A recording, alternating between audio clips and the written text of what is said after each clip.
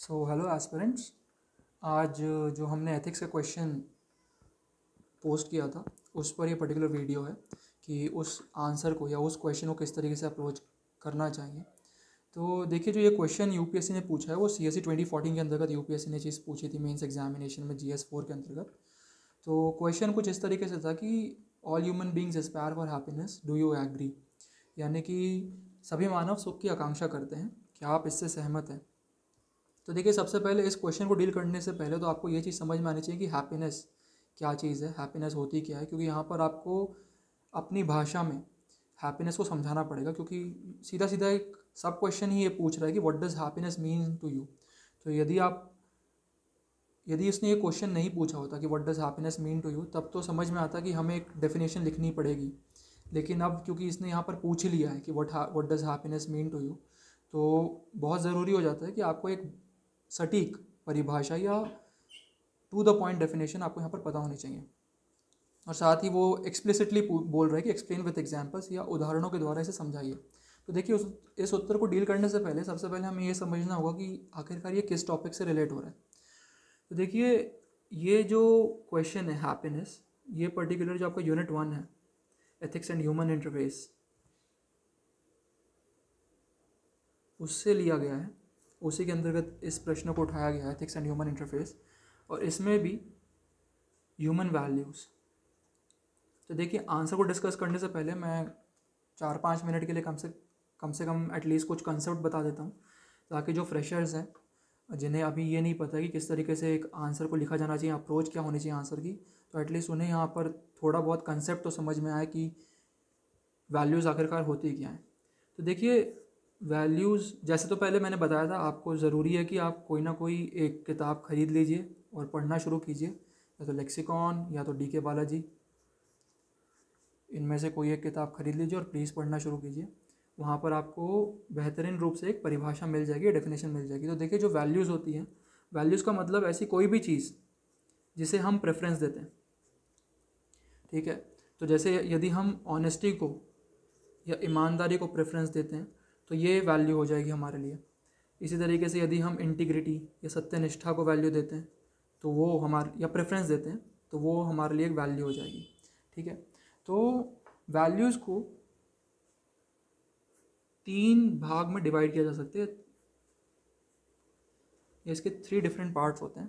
पहला जो पार्ट होता है वो होता है कि ये वैल्यू या तो एथिकल हो सकती है या नैतिक हो सकती है, ठीक है। दूसरा हो सकता है कि वो अनएथिकल हो या अनैतिक हो, और तीसरा हो सकता है कि वो एथिकल हो, यानी कि न्यूट्रल वैल्यू हो। अब इसे हिंदी में क्या कहेंगे न्यूट्रल वैल्यू को, ये प्लीज़ आप लोग देख लीजिएगा कि न्यूट्रल वैल्यू को क्या कहना चाहिए हिंदी के अंतर्गत।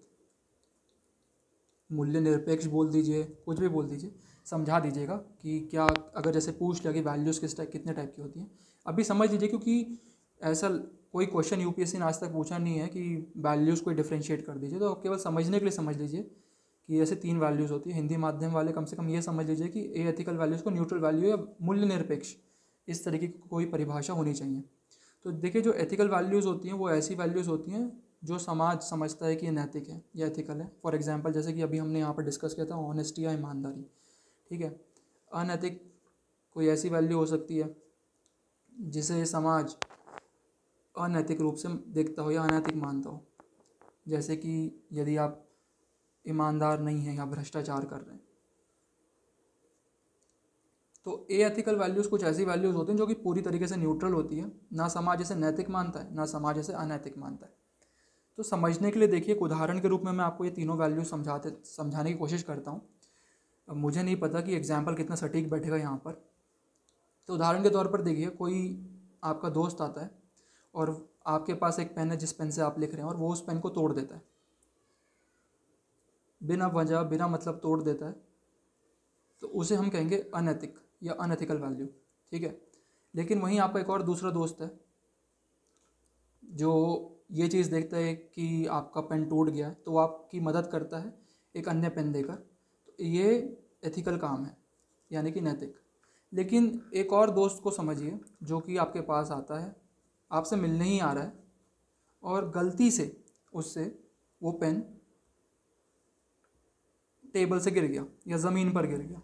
तो ऐसे को ना तो आप एथिकल बोल सकते हैं ना ही अनएथिकल बोल सकते हैं। तो ये एथिकल वैल्यूज़ हो जाती है, यानी कि न्यूट्रल वैल्यू है, जिसे ना तो समाज नैतिक है ना तो समाज अनैतिक बोलता है।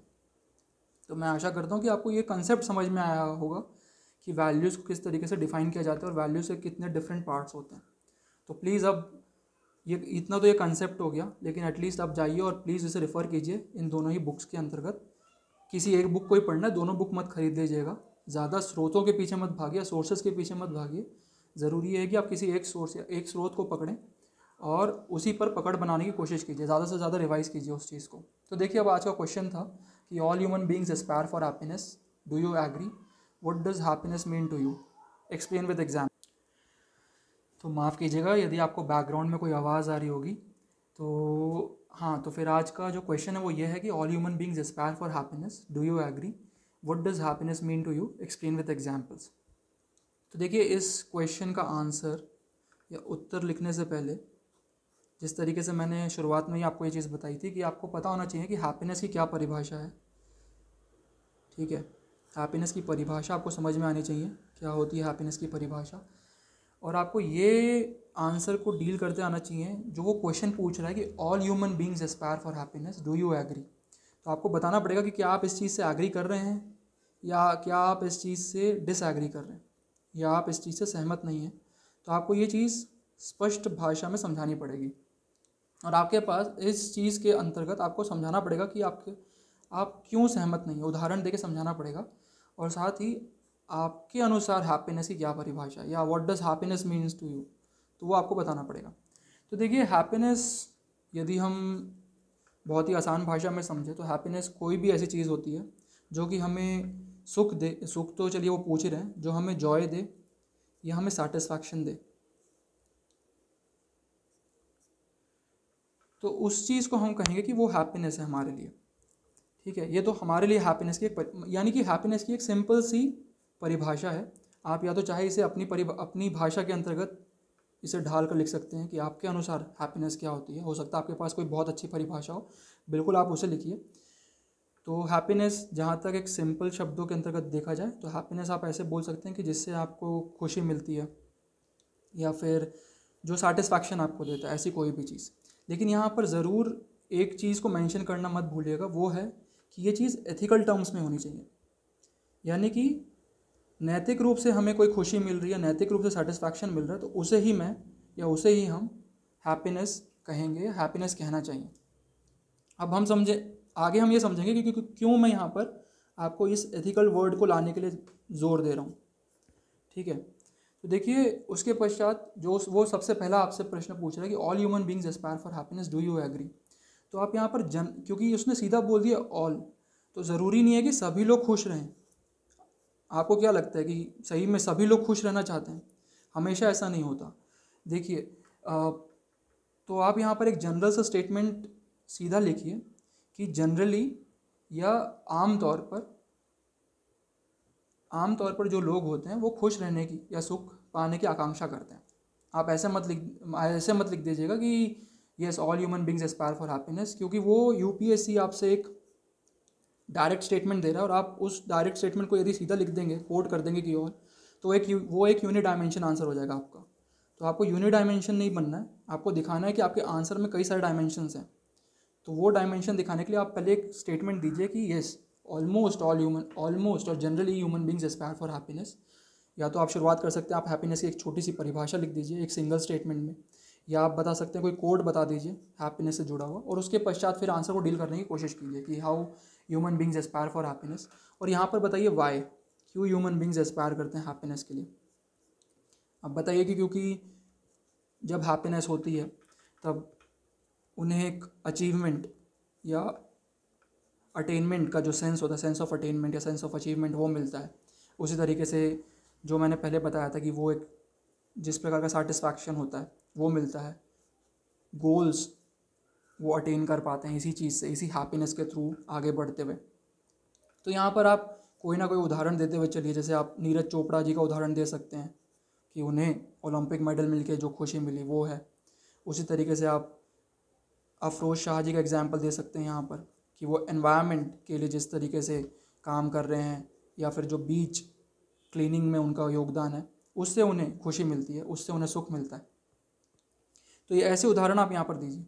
उसके बाद फिर आप एक काउंटर पैराग्राफ लिखिए कि जो हैप्पीनेस होनी चाहिए वो होनी चाहिए एथिकल। जो अब यहाँ पर हम लोग टर्म लेकर आ रहे थे एथिकल वाला, हैप्पीनेस हमेशा एथिकल टर्म्स में ही होनी चाहिए, ताकि जो बेंथम की आइडियोलॉजी है कि maximum good for maximum people, वो सेटिस्फाइड हो, या फिर जो गांधी जी की टर्म्स है कि ethical means and ethical ends, वो प्रिंसिपल सेटिस्फाइड हो।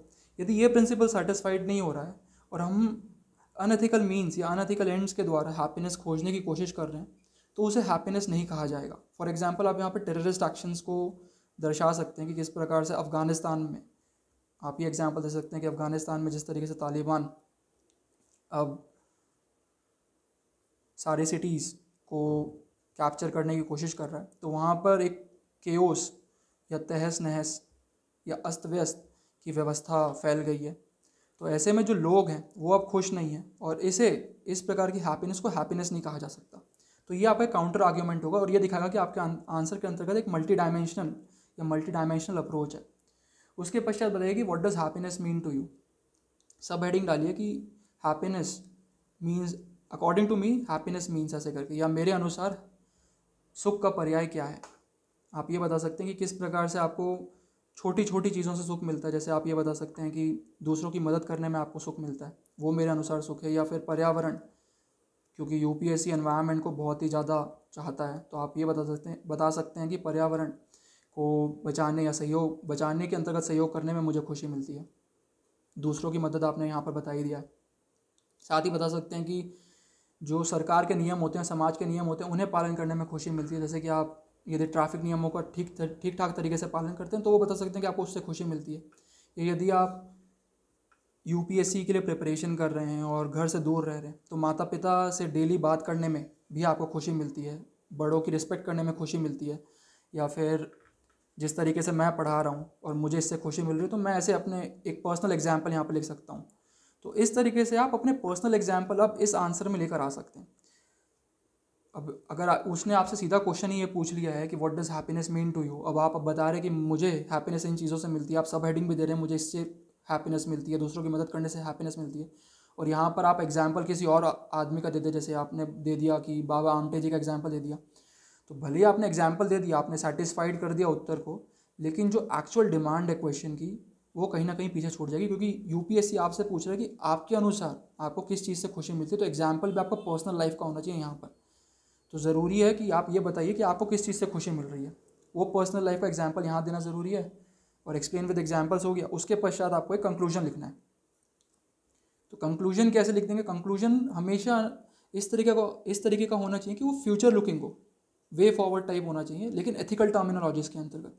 तो बताइए कि किस तरीके से वैल्यूज़ जो है, ये ह्यूमन वैल्यूज़ को इनकलकेट किया जाना चाहिए ह्यूमन्स के अंतर्गत, या जो फ्यूचर जनरेशन है उसके अंतर्गत, भावी पीढ़ी में किस तरीके से हम जो ये मूल्य है उन्हें लेकर आएँ। ऐसा कुछ आप 2 या 3 पंक्तियों के अंतर्गत समझा सकते हैं। या ये बता दीजिए कि वैल्यूज़ क्यों ज़रूरी है आखिरकार सोसाइटी में। अच्छी वैल्यू या एथिकल हैप्पीनेस, जो वो क्वेश्चन ही पूछ रहे, चलिए आप क्वेश्चन के अंतर्गत ही चले जाइए, एथिकल हैप्पीनेस क्यों आना ज़रूरी है किसी भी व्यक्ति में, इसे आप कंक्लूडिंग रिमार्क के अंतर्गत डाल सकते हैं। तो मैं आशा करता हूँ कि अब आपको चीज़ें समझ में आई होगी। उत्तर देखने में भले ही बड़ा लग रहा है कि आपको लग रहा है कि अरे कितने सारे एग्जाम्पल्स लिखने पड़ेंगे या फिर कितने सारा चीज़ें समझानी पड़ेगी, लेकिन देखिए जब आप उत्तर लिखने जाएंगे तो टोटल आपको तो ये 150 वर्ड्स में लिखना पड़ेगा, और विदिन 7 मिनट्स में लिखना पड़ेगा, और 2 पेजेस ही दिए जाएंगे आपको इसको लिखने के लिए। तो जब आपको प्रैक्टिस हो जाएगी तो ये चीज़ें आप बेहद ही जल्दी 7 मिनट, या कई लोग इसे 6.5 मिनट में भी कंप्लीट कर देते हैं, तो वो आपका हो जाएगा। तो अभी घबराइए मत, यदि आप अभी शुरुआत ही कर रहे हैं, फ्रेशर हैं, ये एक टाइम के बाद ये चीज़ें आपको बहुत ही आसान लगने लगेगी। तो मैं आशा करता हूँ चीज़ें आपको समझ में आई होगी। यदि कोई भी डाउट्स होंगे तो प्लीज़ डिस्कॉर्ड प्लेटफॉर्म पर रेज़ कर दीजिएगा। Thank you.